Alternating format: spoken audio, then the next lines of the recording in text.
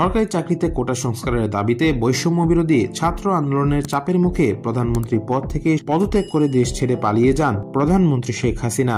গত সোমবার শেখ হাসিনা সরকারের পতন হওয়ার পরপরই আওয়ামী লীগ সরকারের মন্ত্রী এমপিরা দেশ ছেড়ে পালানো শুরু করেন।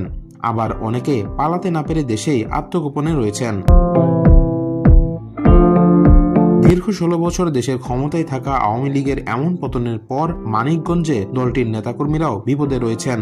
চলমান পরিস্থিতির কথা বিবেচনায় আত্মগোপনে রয়েছেন মানিকগঞ্জ 2 আসনের সাবেক সংসদ সদস্য ও কণ্ঠশিল্পী মমতাজ বেগম।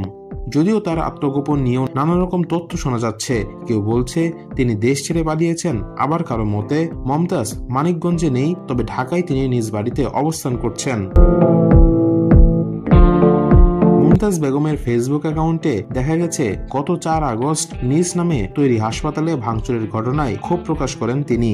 একই দিনে আরও একটি পোস্ট শেয়ার করেন। তবে এরপর থেকেই সামাজিক মাধ্যমেও দেখা মিলছে না এই গায়িকার। দ্বাদশ জাতীয় সংসদ নির্বাচনে আওয়ামী লীগের নৌকার মনোনীত প্রার্থী ছিলেন মমতাজ বেগম। তবে নিজ দলের স্বতন্ত্র প্রার্থী দেওয়ান জাহিদ আহমেদ টুলুর কাছে নির্বাচনে পরাজিত হন তিনি। তবে সংসদ সদস্য নির্বাচিত না হলেও তিনি সিংগাইর উপজেলা আওয়ামী লীগের সভাপতির দায়িত্ব পালন করে আসছিলেন দীর্ঘদিন ধরে।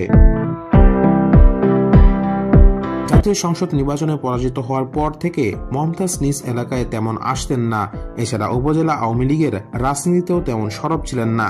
গানের জগতের মানুষ মমতাজ, তাই গান নিয়েই আবারও ব্যস্ত হয়ে পড়েছিলেন।